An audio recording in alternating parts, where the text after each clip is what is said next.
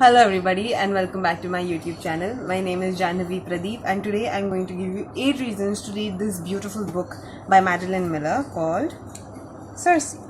Oh shit. I'm really sorry. By Madeline Miller called CIRCE. You can see how beautiful this book is. Yeah. This cover is one of the primary reasons why I bought this book. Look, it's golden and it's black and it's so royal. Yeah, that is one of the major reasons I bought this book. And also because I thought that the book is about Cersei Lannister from Game of Thrones, but I was wrong. And how? The story is based on a Greek goddess whose name is Cersei. She is the daughter of a Titan god, Helios, who is the sun god, and a naiad. We can call them sort of like they're similar to mermaids. So this is a story about her life from her birth.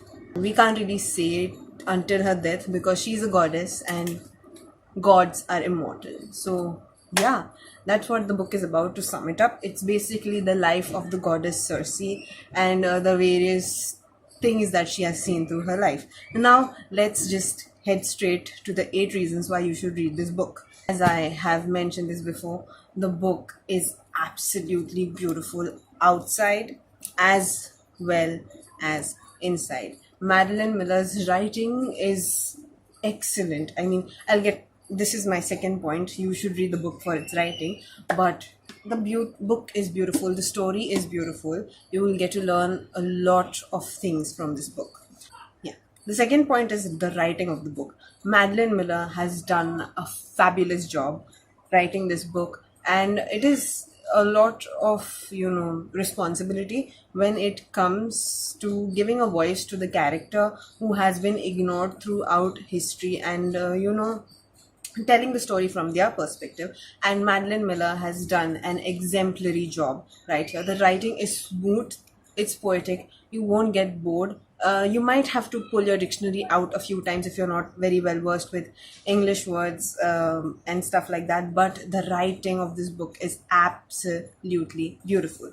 Third point, this book is basically, you get a crash course on Greek mythology for free. Along with this book, there are so many legends included throughout the story of this book, and we are told about these various legends like legend of Prometheus, legend of Minotaur. We learn about Hermes, we learn about Odysseus, and all of these legendary figures in Greek mythology through Cersei, what role they play in her life. But you get to know, it's excellent. You get to know so many things of who Titans are, how they came to be, who are the Naiads, what role do they play, what importance does a certain god hold, and how much power hungry they are. The book is jam-packed with information, and as I said earlier, this book is a free crash course on Greek mythology. Moving on to the fourth point, you should read this book for Cersei. Now, Cersei is one of the characters who I think has not been given a voice through the course of history. She was seen as like maybe a secondary character, but here we see what Cersei thinks about the world she has lived in so far, and she has some interesting perspective about a lot of things, about how the family she comes from. She's from the Titan dynasty, how they are so much power hungry. And there was a beautiful thing that Cersei said in this book. Actually, Madeline Miller said it through Cersei, that she is an immortal, right? When she sees a mortal living their life, she tells that things become 10 times more beautiful for a mortal. This life, this nature, whatever they are experiencing becomes 10 times more beautiful and meaningful for them because they are experiencing all of this just for once. And that's not the case for her. She is an immortal. She is a goddess or demigod, I think. No, she's not. She is a demigod. She does not have any power. अबे जल्दी बोल, कल सुबह पनवेल निकलना है.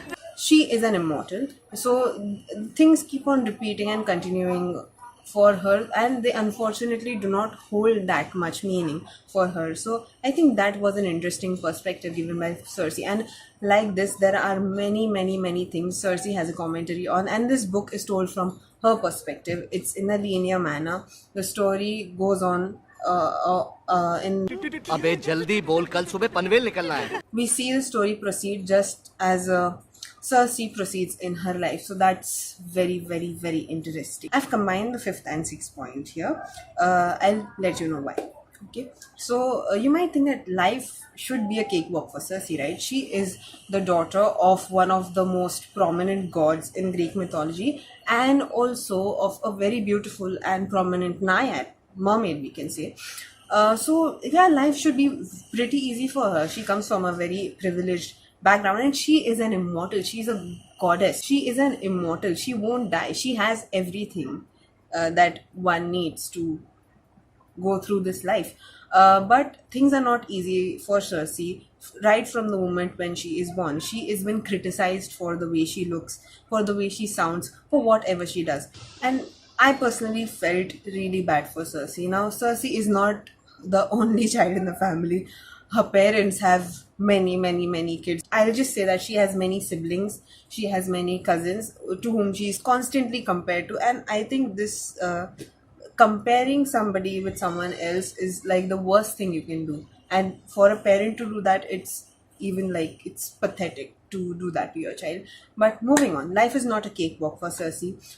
She does not have any power even after being born to such prominent people. She does not have any power of her own. But one day she realized that she has a talent for witchcraft, and she casts a dark spell without knowing what she's doing, and then she is sent to an exile for whatever she does.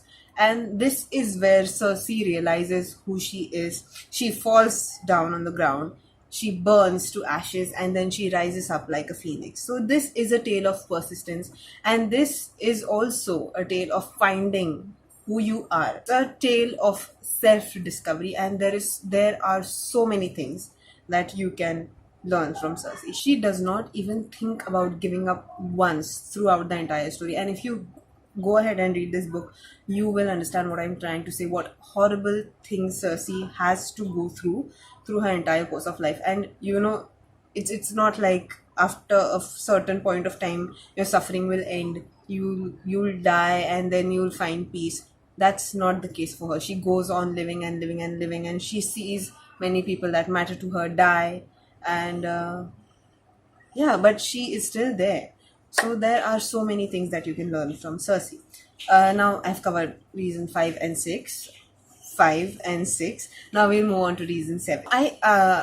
This comes as a surprise to me because I read a lot of books, but unfortunately after reading this book, I've come to realize that I haven't read many books that are written by female writer and the stories that have a female gaze. I have read a lot of female writers, but I don't think somebody has done this good job writing powerful female character. And mind you, Cersei is not this strong from the very beginning. Learns she learns from her mistakes, and then she finds power within who she is. So that's beautiful, and I love the female perspective of everything that Madeline Miller has given to this book. Yeah, so that's the seventh point. I love that the book is written by a female and the story has a female gaze, so you get to know what a woman might be thinking about a certain situation, and we do think differently from men. So moving on to the last point, we are at point number 8.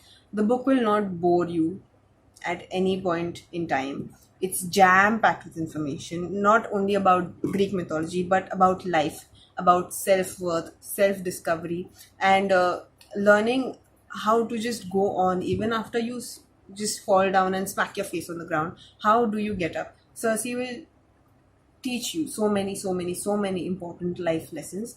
So that's one of the reasons why you should absolutely read this book. And also the book will, as I said before, the book will not bore you at any point of time, but it can get a little overwhelming. There are certain parts in this book that made me want to put the book down, and I was like scared to pick this book up again. But writing has the power to keep the reader hooked throughout. It's not a decent sized book, I'll say. It's around 330 pages, around 330 pages. So you can definitely go ahead, read this book, and I will advise each and every girl to read this book at least once in your life.